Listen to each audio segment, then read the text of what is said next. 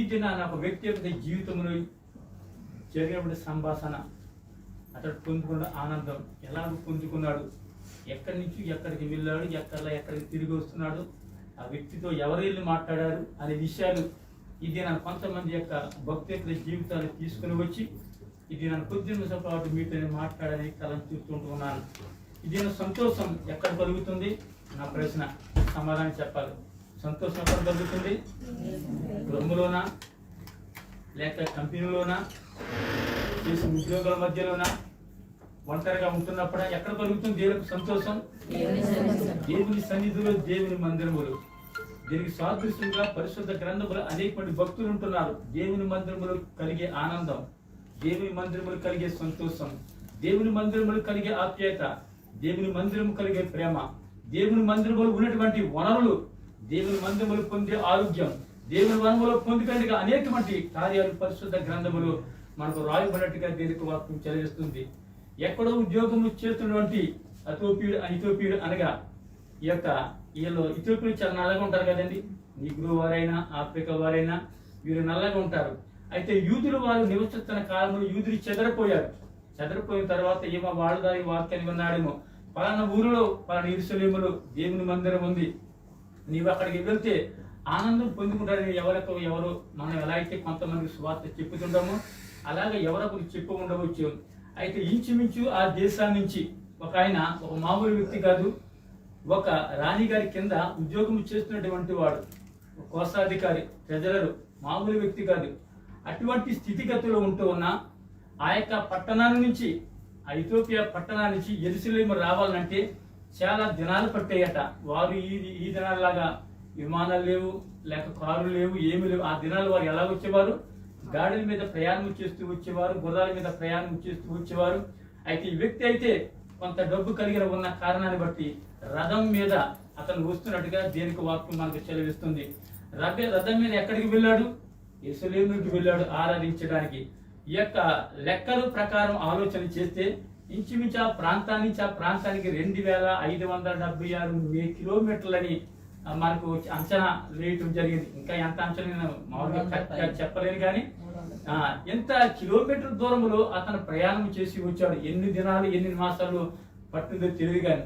అయితే మందిరానికి వచ్చాడు, అక్కడ ఆరాధించాడు. మరలా తిరిగి అనగా యెరూషలేము నుంచి గాజా కనుక 70 కిలోమీటర్ ప్రయాణము చేస్తూ అతడు వస్తున్నట్టుగా దేవునికి వాక్యం మనకు చదివిస్తుంది. ఎందుకు దినానికి వాక్యం మీకు చెప్పారంటే ఎంతో కొన్ని వేల మైళ్ళ దూరం నుంచి ఆ వ్యక్తి ప్రయాణం చేయడం. ఎక్కడ ప్రయాణం చేయడం? యెరూషలేములో దేవుని మందిరం ఉంది. యెరూషలేము మందిరానికి వెళ్తే నేను బాగుపడతాను, లేక మందిరానికి సంతోషం కలుగుతున్న రీతిగా అతడు ప్రయాణం చేసి వెళ్ళినట్టుగా దేవునికి వాక్యం మనకు చదివిస్తుంది.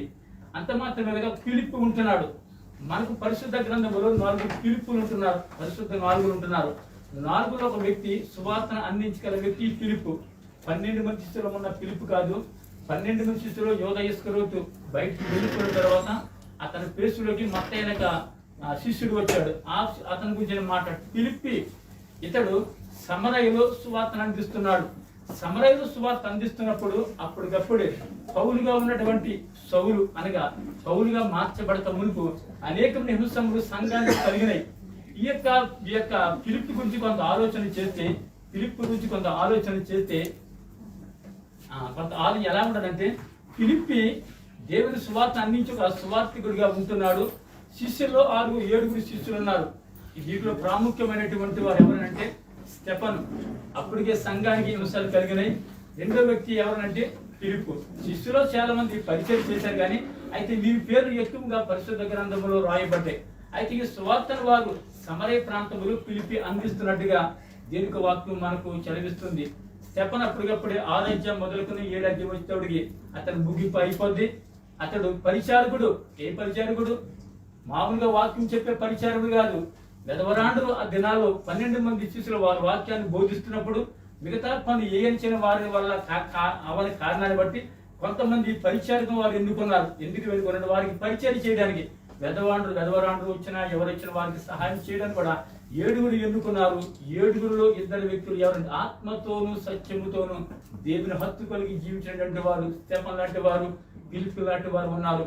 వారు ఎక్కడికి నా స్టెప్పని నిలబడే వాక్యం చెప్తున్నప్పుడు చాలా అద్భుతం కార్యములు జరిగినట్టుగా పరిశుద్ధ గ్రంథంతో రాయబడతాయి. అతను సంపబడ్డాడు, దానికి ఎవరు సంబంధించాడు? సౌలు కూడా దానికి సంబంధించినట్టుగా దేనికి వాక్యం మనకి చదివి అప్పుడు నిమిషాలు ప్రారంభమయ్యాయి. యెరూషలేములో సువార్త ప్రారంభమైంది, అయితే భూదిగంతముల వరకు సువార్త లేదు అన్నమాట గమనించారు. యెరూషలేములో శ్రమలు ప్రారంభమయ్యాయి, అంత మాత్రం సువార్త ప్రభుత్వం ఉంది, అయితే భూదిగంతములకు వెళ్ళలేదు. కానీ సమరయ ప్రాంతానికి వచ్చినట్టుగా దేనికి వాక్యం చదివిస్తుంది. ఈ సమరయ ప్రాంతములు ఎవరు వాక్యాన్ని అందిస్తున్నారు?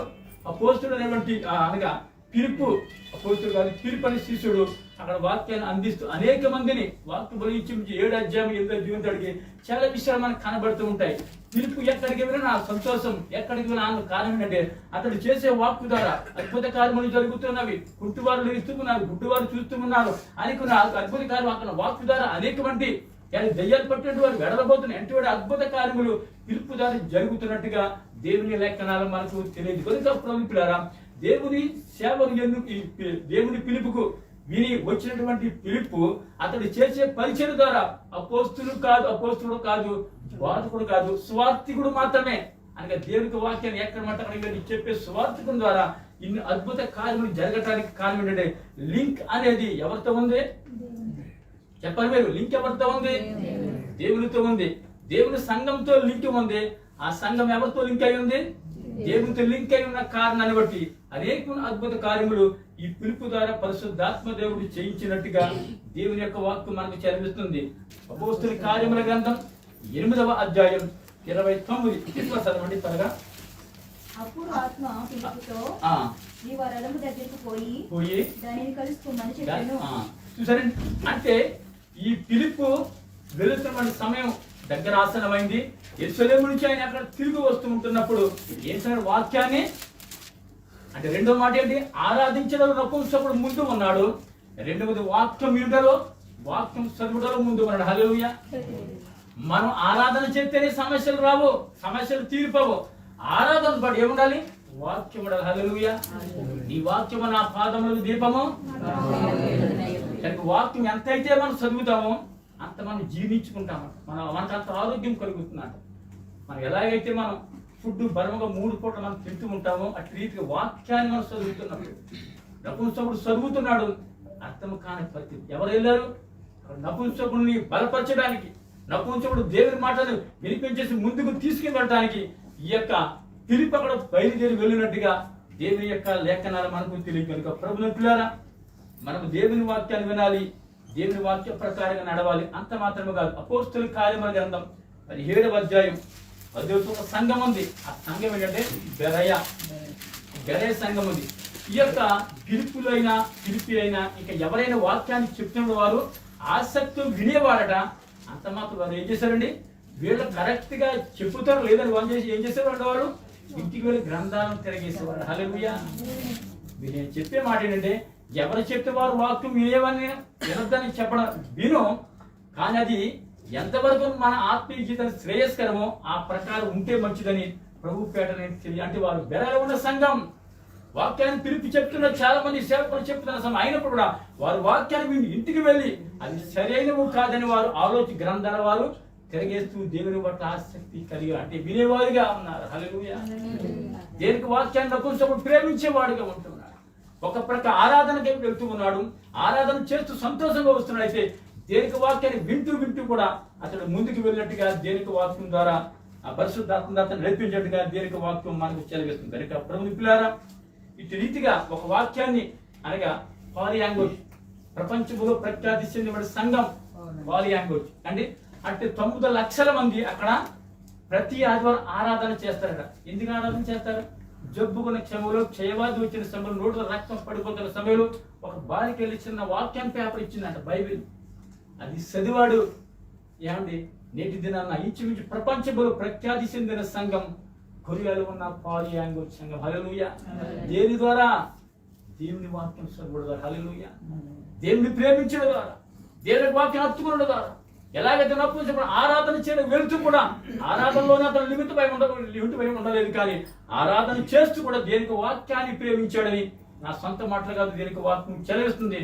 వాడు చెప్పి ఎవరు పిలిపించడానికి చెప్పిన ప్రతి ఒక్క మాట కూడా బెరల ఉన్న సంఘపు వారు అవి మంచివో కాదు అది ఒక ఎలా చూద్దాం ఆలోచన చేసేవారు, ముందుకు వెళ్తూ వాక్యాన్ని వారు పరిశీలన చేసినట్టుగా దేనికి వాక్యం మనకు వచ్చేది కనుక ప్రభుత్వ రాబోతున్నారు అటు రీతికి మన వాక్యాన్ని నేర్చుకుని ముందుకు వెళ్ళాలని ప్రభు పేట నేను మీకు తెలియజేస్తూ ఉంటూ ఉన్నాను. అంత మాత్రం అదే అధ్యాయం అపోస్తలుల కార్యముల గ్రంథం 8వ అధ్యాయం 38వ వచనం. 8వ అధ్యాయం. ఫిలిప్పు నపుంసకుడు ఇద్దరును నీళ్ళలో దిగిరి. అంతటి ఫిలిప్పు అతనికి బాప్తిసం ఇచ్చెను. హల్లెలూయా. దేవుని ఆరాధించడానికి నపుంసకుడు యెరూషలేముకు వెళ్ళాడు. కొన్ని వేల మైళ్ళ దూరంలో ఆరాధన చేస్తూ వస్తూ ఉన్నాడు. అయితే సంతోషం బాగా ఉంది, కానీ ఇంకా పూర్తిగా పరిపూర్ణ సంతోషం లేదు. అయితే వస్తుడు వాక్యాన్ని చదువుతూ ఉన్నాడు. ఏమండి, ఈ యొక్క ఫిలిప్పి అనేటువంటి ఈ సేవకుడు ఎవరు ఎదుర్కోవడానికి, నపుంసకుడు ఎదుర్కోవడానికి ఇంచుమించు ఏమండి ఆ ప్రాంతం నుంచి ఒక 70 కిలోమీటర్లు ప్రయాణం చేసి ఎవరిని కలుసుకున్నాడు? నపుంసకుని కలుసుకున్నాడు. చదువుతున్న వాక్యం దానికి వివరణ చెప్పగలడు ఎవరు? ఫిలిప్పు చెప్పగలిగాడు. వారు చెప్పుతూ ఉన్నప్పుడు, వారి సంభాషణ జరుగుతున్నప్పుడు వారి కళ్ళకి ఏం కనబడ్డాయి? నపుంసకుడు నీళ్లు కనబడ్డాయి. ఇంతగానే నువ్వు నాకు చెప్పావు కదా, అయితే ఇంకా నాకు పొదివేంటి? నీటి బాప్తిస్మ సాక్ష్యానికి అతను అడిగినప్పుడు వెంటనే నీటి బాప్తిస్మ సాక్ష్యం వచ్చినట్టుగా దేవుని యొక్క లేఖనాలు మనకు తెలియదు. హల్లెలూయా. ఎంత సంతోషం అండి.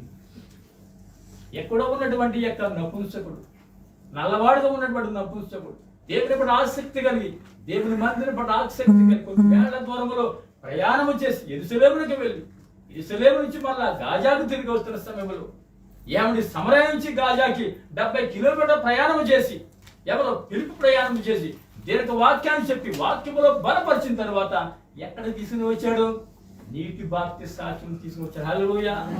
మీరు సర్వలోకములకు వెళ్ళి సర్వ సృష్టికి సువార్తను ప్రకటించాలంటే 3 ప్రక్రియలు లేక 4 ప్రక్రియలు. ఆ ప్రక్రియ ఏంటంటే నువ్వు యేసుక్రీస్తును స్వకీయ రక్షకుడిగా అంగీకరించాలి, వాక్యాన్ని సర్వగా. తరువాత నీటి బాప్తిస్మ సాక్ష్యంకు వెళ్ళాలి. చివరిలో పరిశుద్ధాత్మ వరము లేక శక్తిని పొందుకోవాలి. నువ్వు ఎక్కడికి వెళ్ళినా, నీ గృహములైనా సంఘములు ఎక్కడికి వెళ్ళినా నువ్వు ఒక నమ్మకమైన వాడు ఉంటావు. ఆ క్రియలే నిన్ను, ఆ ఆత్మ నడిపి నిన్ను అనేక మందికి దీవెనకరంగా చేస్తుందని ఈ నపుంసకుడిని బట్టి మనం నేర్చుకోవాలి. ఎక్కడ సంతోషం వచ్చిందండి? ఆ హృదయంలో సంతోషం ఏమొచ్చింది? నిజమైన సంతోషం ప్రభువులో ఉందని ఎరిగాడు. తరువాత సంతోషం ఎక్కడికి వెళ్ళిపోయి నిండు మనసుతో అతను తన ప్రాంతానికి వెళ్ళిపోయినట్టుగా దేవుని యొక్క లేఖనాలు మనకు తెలియజేస్తారు. ప్రభువుని పిల్లారా, సంతోషం లేక ఉంటున్నావా? ఆనందం లేక ఉంటున్నావా? ఇది నిరాశ స్థితిలో ఉంటున్నావా? ఇక నా బ్రతుకైపోయింది. ఒక ప్రక్క బిడ్డల సమస్య, ఒక ప్రక్క కుటుంబ సమస్య, ఒక ప్రక్క భర్త సమస్య, ఒక ప్రక్క నాకు మనసాంతి సమస్య, వేదన దుఃఖం కలుగుతున్నదా? నువ్వు ఎవరిని ఆశ్రయించవలసిన అవసరం లేదు. నీకు అనేటువంటి వాడు, నాకు అనేవాడు ఆయన ఎవరు తెలుసా? నీ కోసం ప్రాణం పెట్టి, నా కోసం ప్రాణం పెట్టి, చివరిలో మరణం ఉంది, మరణపు ముళ్ళను జయించి పరలోకముకు వెళ్ళిపోయి తండ్రి కుడి పార్శ్వన కూర్చుని విజ్ఞాపన చేస్తూ మనం ఎప్పుడు మరణం అయిపోతే అప్పుడు పిలవడానికి సిద్ధముగా ఉన్నటువంటి పరిశుద్ధాత్మ దేవుడిగా ఈ లోకమును పరిశుద్ధాత్మను మనకి విడిచిపెట్టి కుడి ఎడమకు తొట్టిపోవడం, మనకు అనేకమైన కార్యములు పరిశుద్ధాత్మ ద్వారా ఇవ్వడం బోధిస్తూ మరణం అయిపోయి నిత్యత్వం చూపించగల శక్తి సామర్థ్యత ఎవరి దగ్గర ఉందండి? యేసుక్రీస్తు ప్రభుని యొక్క. హల్లెలూయా. ఒకవేళ యేసుక్రీస్తు మన స్వకీయ రక్షకుడు అంగీకరించకపోతే ఈ నపుంసకుడిని బట్టి ఎన్నిక లేనటువంటి వాడు, పిలువబడినటువంటి వాడు, నల్లగా ఉన్నటువంటి వాడు, ఎవరు గుర్తించలేనటువంటి వాడు, దేవుని పట్ల ఆసక్తి కలిగి ఒక నమ్మకం కొన్ని వేల దూరంలో రథం మీద ప్రయాణం చేశాడు. యెరూషలేముకి వెళ్ళిపోయినంత వస్తున్న పరిపూర్ణ సంతోషం లేకపోయినప్పుడు కూడా ఆరాధించి వచ్చిన సమయంలో ఈ యొక్క ఫిలిప్పి ద్వారా కొన్ని అద్భుత కార్యములు చేసి వాక్యముని విపులంగా వివరించిన తర్వాత ఇంకా నాకేమి కొద్దిగా అన్నప్పుడు అవును నీకేమి కొద్దిగా నీటి బాప్తిస్మ సాక్ష్యం తీసుకొని సంతోషం ఎక్కడ వెళ్ళిపోయండి? తన ప్రాంతానికి వెళ్ళిపోయాడని దీని యొక్క వార్త ఉంచారు. హల్లెలూయా.